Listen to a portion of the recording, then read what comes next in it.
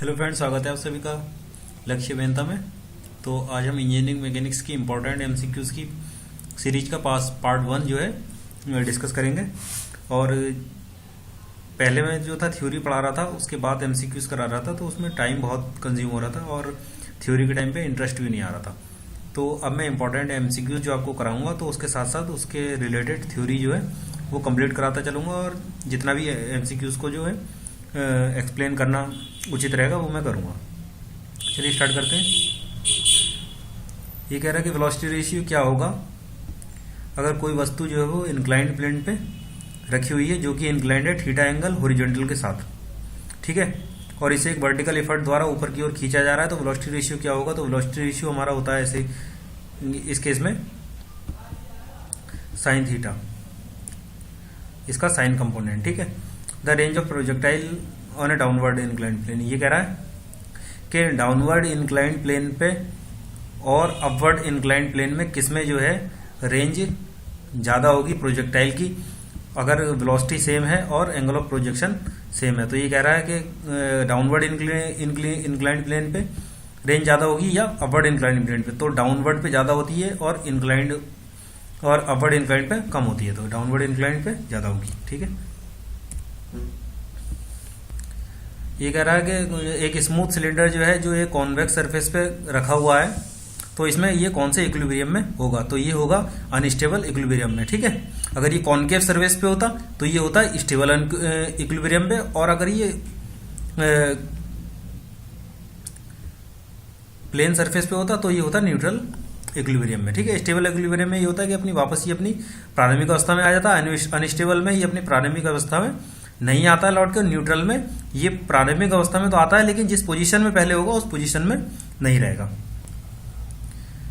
Angle of inclination of A vehicle, कोई गाड़ी जो है वो सर्कुलर पाथ पे जो है चल रही है, तो कह रहा है कि उसका जो इंक्लाइंड होगी, यानी जो एंगल ऑफ इंक्लिनेशन होगा, वो उसके मास पे डिपेंड करेगा या नहीं करेगा। तो वो उसके मास पे डिपेंड नहीं करता है, ये होता है इसके वेलोसिटी के स्क्वायर के प्रोपोर्शनल, ठीक है। तो हम जैसे हम किसी भी मोड़ पे जब गाड़ी मोड़ते हैं तो वो जो झुक जाती है एक साइड में, तो ये उसी एंगल को कह रहा है कि उस पर मास पे डिपेंड करता है या नहीं करता है वो झुकना। तो वो मास पे डिपेंड नहीं करता है, वो वेलोसिटी पे करता है डिपेंड। तो ये कह रहा है कि अगर रिजल्टेंट जो है वो उन दो फोर्सों का इक्वल फोर्स होगा, सेम मैग्नीट्यूड का जो रिजल्टेंट है, तो वो इन दोनों फोर्सों के बराबर है, मतलब उसका जो मैग्नीट्यूड है वो फोर्सों का जो मैग्नीट्यूड है उनका सबका बराबर है। तो कह रहा है कि उनके बीच कितने एंगल जो है वो होगा, ठीक है। ये कह रहा है कि अगर दो फोर्स हैं, दो फोर्स हो गए, ये किसी पॉइंट पे एक्ट कर रहे हैं, तो और इनका एक रिजल्टेंट है, ठीक है, तो ये तीनों आपस में बराबर हैं, ठीक है। तो इनके बीच का एंगल क्या होगा? तो इनके बीच का एंगल होता है 120 डिग्री। इसे मैं पीछे थ्योरी के लेक्चर में कवर कर चुका हूँ। जो लोग इसका एक्सप्लेनेशन देखना चाहते हैं वो पिछले लेक्चर में देख सकते हैं। चलिए आगे चलते हैं। ये कह रहा है किसी बॉडी को जो है, जो कि इंक्लाइंड प्लेन पे रखी हुई है और जो इंक्लाइंड है अल्फा एंगल हॉरिजॉन्टल के साथ, तो एक एफर्ट द्वारा उसे, जो कि पैरेलल लगाया जा रहा है एफर्ट प्लेन के, तो ये कितना एफर्ट लगाया जाएगा कि इसे ऊपर की ओर हमें खींचा जा सके, ठीक है। ये जैसे इस तरीके से कोई बॉडी रखी हुई है, ये इंक्लाइंड प्लेन है और इस पे ये बॉडी कोई रखी हुई है, तो कह रहा है कि ये इंक्लाइंड प्लेन के पैरेलल जो है कितना फोर्स लगाया जाए कि ये ऊपर की ओर खींच जाए। तो ये होता है हमारा option C, P equal to, ये फोर्स है P equal to W sine alpha plus mu cos alpha. यहाँ म्यू जो है वो है कोफिशिएंट ऑफ फ्रिक्शन, जिसकी वैल्यू होती है म्यू इक्वल टू होता है P अपॉन R। R होती है वर्टिकल रिएक्शन। चलिए आगे।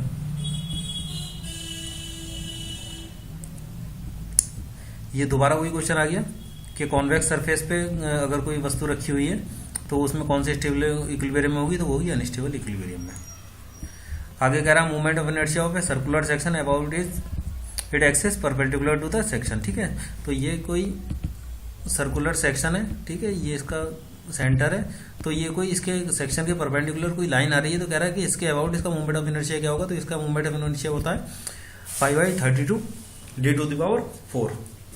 इसे पोलर मूवमेंट ऑफ इनर्शिया भी कहते हैं। ठीक है, अगर यही इसके पैरेलल होता प्लेन के या सेक्शन के पैरेलल होता तो ये होता π/64 d⁴। ये कह रहा है time of flight, projectile motion की फ्लाइट का टाइम क्या होगा अपवर्ड इंक्लाइंड प्लेन में। तो ये टाइम होता है हमारा t = g cos β upon 2u sin alpha plus beta.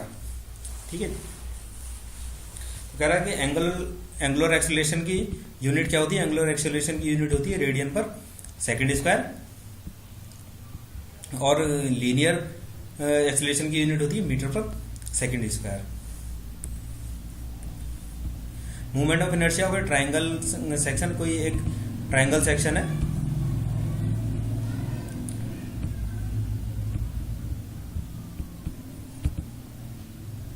ये कोई ट्रायंगुलर सेक्शन है, तो कह रहा है इसका मूवमेंट ऑफ इनर्शिया जो है वो इसके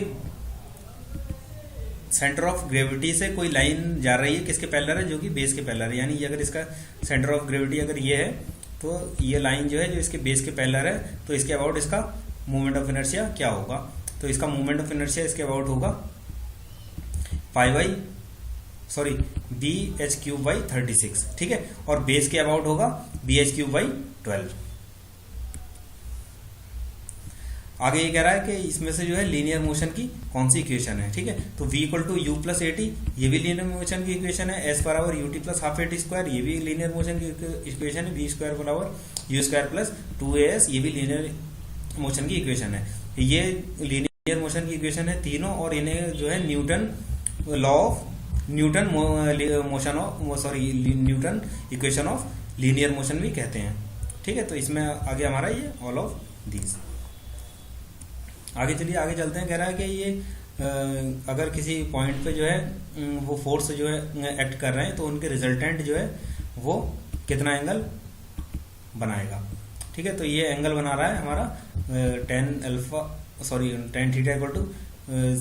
= वर्टिकल कंपोनेंट का सम अपॉन हॉरिजॉन्टल कंपोनेंट का सम। तो वो इसमें क्या होता है, tan = क्या होता है, tan बराबर होता है लंब बटे आधा। ठीक है, तो लंब क्या हुआ, वर्टिकल कंपोनेंट को ये लंब कह दिया ये। ठीक है, और ये आधार हो गया इसका बेस, तो ये हमने इसे बेस ले दिया। ठीक है, चलिए आगे चलते हैं। The force required to move the body,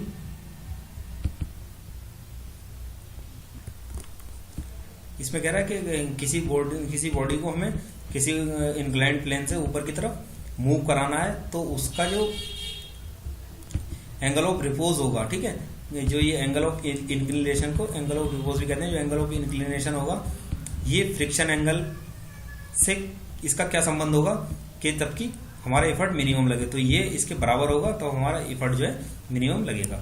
चलिए आगे बात करते हैं।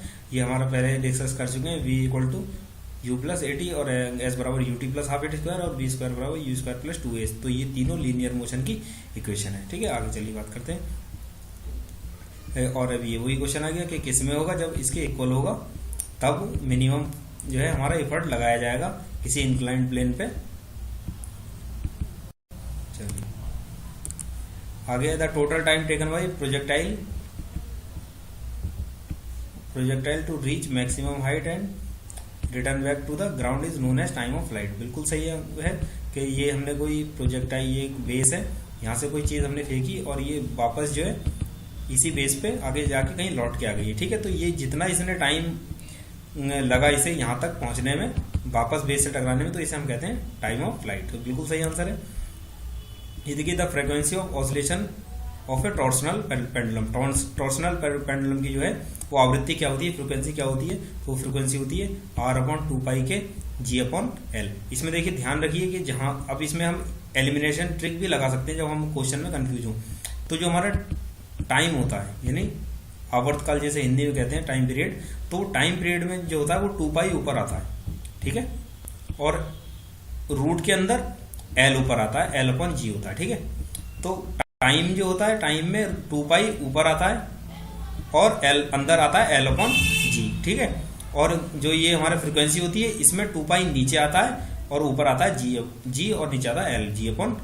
तो यहाँ से हम इसे एलिमिनेशन ट्रिक से भी कर सकते हैं इस फ्रिक्वेंसी और आवर्तकाल के जितने भी क्वेश्चन है वो हम इस एलिमिनेशन ट्रिक से कर सकते हैं, हमें जो है याद करने की जरूरत नहीं है। कह रहा है कि रेंज जो होती है रेंज, तो वो प्रोजेक्टाइल मोशन की कब मैक्सिमम होगी, किस एंगल पे उसे फेंका जाए। तो ये तो वेल नोन क्वेश्चन है, तो इसका आंसर है 45 डिग्री पे। तो इसका हम बता देते हैं ये क्या है, रेंज क्या होती है कि जैसे किसी को प्रोजेक्टाइल मोशन कराया गया यहाँ से, तो ये जो हमने एंगल जो है ये एंगल कितना रखा जाए कि ये ज़्यादा दूर जाके गिर सके, ठीक है। तो ये एंगल हम रखते हैं 45 डिग्री। और रेंज क्या कहलाती है कि यहाँ से यहाँ तक की दूरी जहाँ तक वो वापस जाके अपने बेस से मिल जाता है, तो इसे कहते हैं हम इतनी डिस्टेंस को इसे कहते हैं रेंज, ठीक है।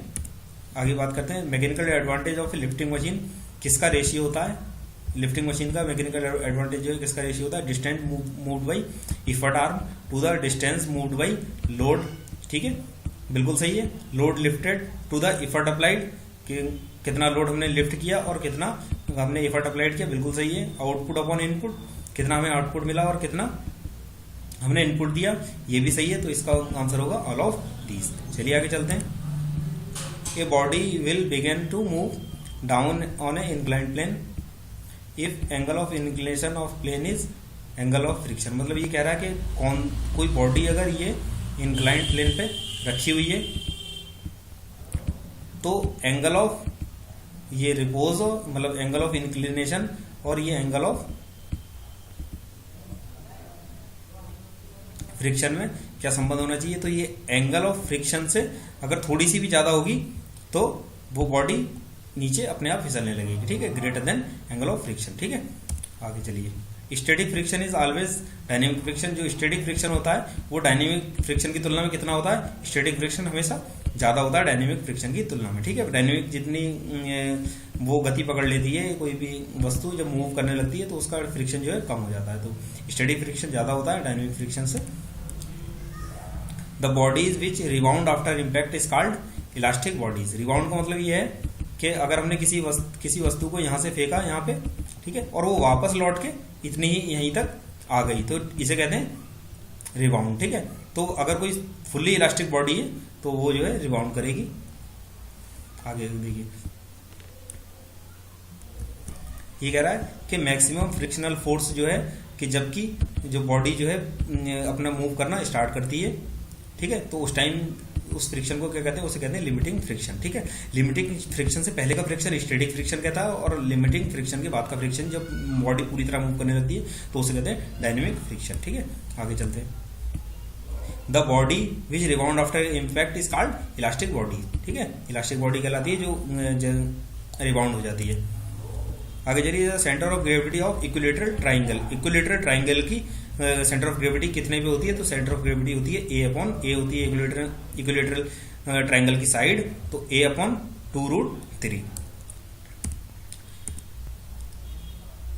ये कह रहा था triangle law of forces state that if two forces acted simultaneously on A particle be represented in magnitude and direction by the side of A triangle in order the resultant may be represented in magnitude and direction by third side of triangle taken in opposite order. बिल्कुल सही है, ये मैं आपको उसमें समझा चुका हूँ पिछले लेक्चर में। ये इसी डेफिनेशन है ट्राइंगल लॉ ऑफ फोर्सेस की। चलिए। The algebraic sum of resolve part of a number of forces in given direction is equal to the resolve part of their resultant in same direction is known as principle of resolution of forces. हमने कहा था कि किसी भी force, जैसे ये कोई force लग रहा है तो हम इसे हॉरिजॉन्टल और वर्टिकल कंपोनेंट में जो है इसे हम तोड़ सकते हैं, ठीक है। तो ये जो तोड़ना जो है इसे इनमें विभाजित करना, तो ये हमारा कहलाता है रिजोल्यूशन ऑफ फोर्सेस, ठीक हो गया। तो जितने भी फोर्स, जैसे ये बहुत सारे फोर्स लग रहे हैं तो इनके हॉरिजॉन्टल कंपोनेंट का सम, हॉरिजॉन्टल कंपोनेंट का सम और वर्टिकल कंपोनेंट का सम जो है इनके रिजल्टेंट के हॉरिजॉन्टल कंपोनेंट के सम और वर्टिकल कंपोनेंट के सम के बराबर होता है। तो इसे हम कहते हैं principle of law of resolution of forces. चलिए आगे देखते हैं। The angle between two forces, दो फोर्सों के बीच का जो है एंगल है, एंगल कितना होगा जबकि मैक्सिमम रिजल्टेंट हो और मिनिमम रिजल्टेंट हमें मिले। तो देखिए मैक्सिमम रिजल्टेंट कब होगा कि जैसे इस पॉइंट पे एक फोर्स लग रहा है, ठीक है। दूसरा फोर्स हम कैसे लगाएं कि इससे जो है रिजल्टेंट इसका मैक्सिमम लगे, तो हम इसी डायरेक्शन में अगर दूसरा फोर्स लगा देंगे तो इसका रिजल्टेंट मैक्सिमम मिलेगा। यानी पहला तो हमारा जीरो हो गया कि जबकि मैक्सिमम होगा, और मिनिमम को मिलेगा कि जैसे कोई फोर्स ये लग रहा है, ठीक है। अब मिनिमम कब होगा ये फोर्स के मैं ऐसे करके एक फोर्स और लगा दूं इसकी विपरीत दिशा में, तो इनके बीच का एंगल कितना हो गया 180 डिग्री। तो हमारा आंसर कौन सा हो गया ए। आगे चलते हैं। The equivalent length of a pendulum which gives the same frequency as compound pendulum. तो इक्विवेलेंट लेंथ क्या होती है, वो होती है kg square plus h square upon h। ये कह रहा है रेडोनेंट फ्रेम जो है वो क्या क्या क्या कहलाता है, वो कहलाता हमारा इम्परफेक्ट फ्रेम, ठीक है। इम्परफेक्ट फ्रेम को रेडोनेंट फ्रेम भी कहते हैं। Mass movement of inertia of uniform thin rod, mass movement of inertia of uniform thin rod, mass m, जिसका मास m है और जो उसकी लेंथ है वो l है, about it mid point and perpendicular to its length, ठीक है। जैसे ये कोई थिन रॉड हो गई, ठीक है, इसकी लेंथ के अलोंग जो है ये कोई हमने एक्सिस ले ली, तो इसका जो है मूवमेंट ऑफ इनर्शिया कितना होगा। हाँ, तो इसका मूवमेंट ऑफ इनर्शिया क्या होता है इस एक्सिस के अबाउट, जिसकी लेंथ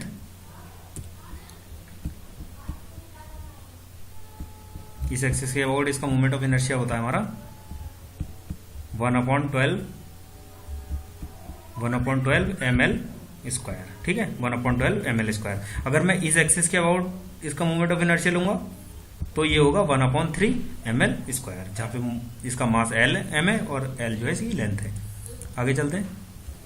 ये कह रहा है movement of inertia of A hollow circular figure, जो इस फिगर में दिखाई गई है एक्स एक्स के अबाउट जो है इसका, ये देखिए ये जो है इसके सेक्शन से पैरेलल या इसके सेक्शन में ही जो ये एक्स एक्सिस जा रही है, तो इसके अबाउट इसका मूवमेंट ऑफ इनर्शिया क्या होगा, तो इसका मूवमेंट ऑफ इनर्शिया होगा π/64 d⁴, यानी बड़ा जो डाया है उसकी पावर 4 माइनस छोटा जो डाया है उसकी पावर 4। अगर यही जो होता ये एक्सिस के परपेंडिकुलर, जो इसका ये सेक्शन है इसके परपेंडिकुलर एक्सिस होती, तो उसके अबाउट क्या होता 1π/32 d⁴ minus d⁴।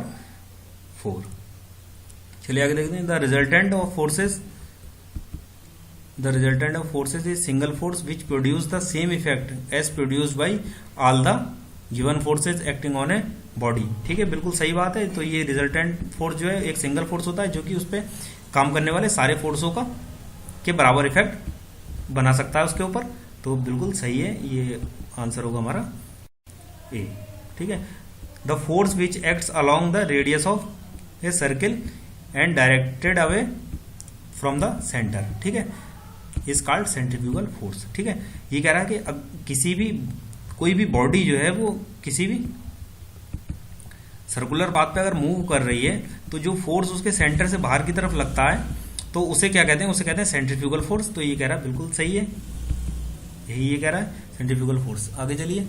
During elastic impact the relative velocity of two bodies after impact the relative bodies of two bodies before impact, मतलब कह रहा है कि रिलेटिव वेलोसिटी जो है वो आफ्टर इम्पैक्ट और बिफोर इम्पैक्ट बराबर होता है इलास्टिक इम्पैक्ट में, तो इसके बराबर होती है इलास्टिक इम्पैक्ट की, ठीक है। चलिए। Work done is said to be zero, work done कब जीरो कहा जाएगा, ठीक है। वर्क डन होता क्या, पहले ये देख लेते हैं।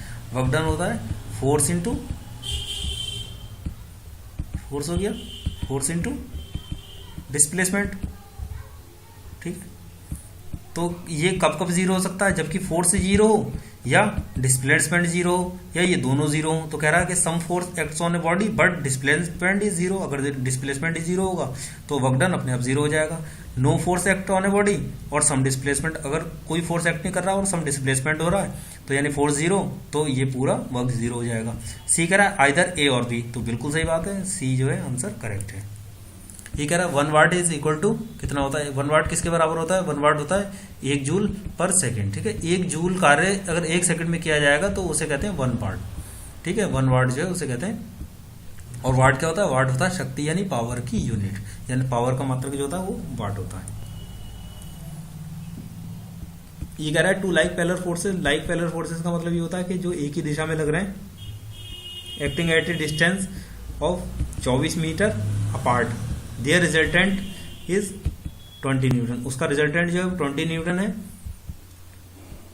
It the line of action, if the line of action of resultant is 6 mm from any given forces of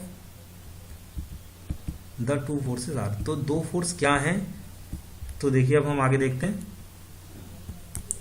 चलिए ये देखिए कोई ये फोर्स है, ये रिजल्टेंट हो गया मान लिया, ठीक है, और ये दो फोर्स हो गए, एक एक्स, इसे मान लिया एक्स है, ये वाई है कोई फोर्स, ठीक है, और ये कह रहा है कि 24 मीटर की दूरी पे लग रहे हैं, तो इनके बीच की जो डिस्टेंस होगी ये 24 मीटर होगी, ठीक है। तो कह रहा है कि जो रिजल्टेंट है वो किसी एक फोर्स से 6 मीटर की दूरी पे है, ठीक है, वो 6 सेंटीमीटर की दूरी पे है। तो माना ये एक्स से 6 सेंटीमीटर की दूरी पे हो गया, तो ये वाई से कितने सेंटीमीटर की दूरी पे होगा, 18, 24 में से 6 घटाएंगे 18 बचेगा, तो ये इससे हो गया 18 सेंटीमीटर की दूरी पे, ठीक है। अब ये पी की वैल्यू क्या, रिजल्टेंट की वैल्यू है हमारी 20, ठीक है। अब हम क्या लेंगे, ये फोर्स जो है दोनों सब एक ही डायरेक्शन में लग रहे हैं, ठीक है। अब हम क्या करेंगे कि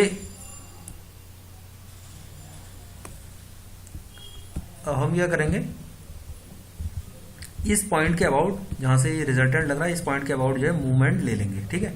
तो मूवमेंट अगर हम लेंगे तो मूवमेंट हमने क्या कहा था, force into distance.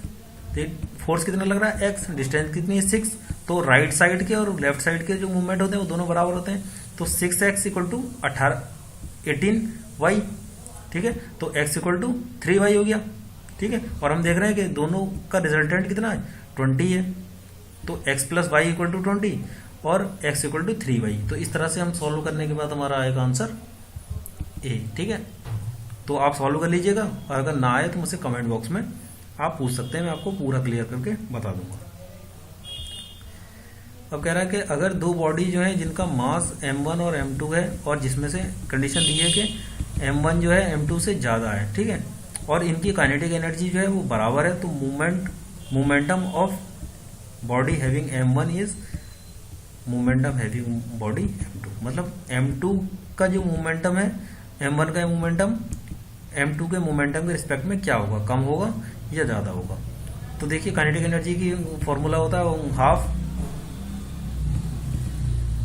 mv square, पहले हमें ये देख लें, ठीक है, mv स्क्वायर, ठीक है, ये तो काइनेटिक एनर्जी का फॉर्मूला होता है, डायरेक्ट भी पूछ लिया जाता है ये, ठीक है। तो हम यहाँ देख रहे हैं, और मोमेंटम क्या होता है m और m इंटू v, ठीक है। तो इसमें से जिसका जो मास होगा वो ज़्यादा होगा तो उसका मोमेंटम भी ज़्यादा होगा, तो इसमें हम लगाएंगे आंसर सी, ठीक है। याद रखिएगा कि जिसका मास ज़्यादा होगा, और अगर दोनों की काइनेटिक एनर्जी बराबर है तो जिसका मास ज़्यादा होगा उसका मोमेंटम भी ज़्यादा होगा, तो momentum m into v, mass into velocity होता है। आगे चलिए, when body rigidly suspended vertically, ठीक है, कोई बॉडी है वो वर्टिकली नीचे छोड़ी जाती है, जो ऑसिलेट करने लगती है एक छोटे एम्पलीट्यूड के साथ, the action of force of gravity, gravity के कारण जो है वो एक छोटे से एम्पलीट्यूड में जो है वो ऑसिलेट करने लगती है। तो ये बॉडी क्या कहलाती है, ये बॉडी कहलाती है कंपाउंड पेंडुलम, ठीक है। कोई बॉडी अगर ग्रेविटी के उसमें छोड़ दी जाती है, तो वो बॉडी अगर स्मॉल एम्पलीट्यूड यानी बहुत छोटे एम्पलीट्यूड के कारण अगर वो ऑसिलेट करने लगती है, तो उसे हम कह देते हैं कंपाउंड पेंडुलम, ठीक है। अब देखिए इसमें देखते हैं एम्पलीट्यूड किसे कहते हैं। ये जो है ये कोई भी, मान लिया हमने कोई भी ये पेंडुलम है, ठीक है, तो ये एक बार इस पोजीशन में जाएगा, एक बार इस पोजीशन में जाएगा, ठीक है। तो इसकी मिड पोजीशन से जो भी इसकी मैक्सिमम पोजीशन होगी जहां तक ये जा रहा है, तो उसे कह देते हैं हम एम्पलीट्यूड, ठीक है। तो ये स्मॉल एम्पलीट्यूड के साथ अगर ऑसिलेट करने लग जा रही है तो इस बॉडी को हम क्या करेंगे ग्रेविटी के अंदर, तो हम इसे कहते हैं कंपाउंड पेंडुलम, ठीक है दोस्तों।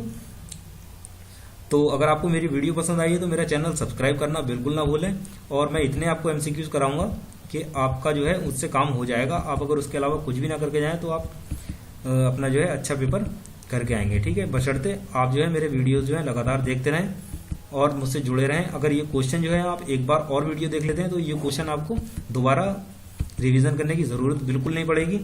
और ये क्वेश्चन ऐसे हैं जो कि आगामी परीक्षाओं में आ सकते हैं और इसमें से ज़्यादातर कौन सा क्वेश्चन, करीब 80% क्वेश्चन पिछली परीक्षाओं में आ चुके हैं। ठीक है, तो इसी सीरीज को हम आगे बढ़ाते हुए अपनी आगे की वीडियोस बनाएंगे। तो मुझसे जुड़े रहने के लिए आप मेरे चैनल को सब्सक्राइब करें और बेल आइकन दबा लें, जिससे मैं कोई वीडियो डालूं तो आप तक उसका नोटिफिकेशन तुरंत जाए। ठीक है, तो दोस्तों मुझे सपोर्ट करें और मैं ऐसी अच्छी अच्छी वीडियो आपके लिए लाता रहूँगा। और ये सीरीज बहुत लंबी होने वाली है। हम मैकेनिक्स के ऊपर क्वेश्चन करेंगे, करीब 240 से ऊपर हम जो है इसके ऊपर क्वेश्चन करेंगे, 240 से 300 के बीच। ठीक है, तो इतने क्वेश्चन जब हम इसके ऊपर कर लेंगे तो हमें कोई भी बुक पढ़ने की ज़रूरत नहीं है फिर। और अगर आप ये वीडियो 2 बार देख लेते हैं तो आपको क्वेश्चन वैसे ही अपने दिमाग में सेट हो जाएंगे। तो दोस्तों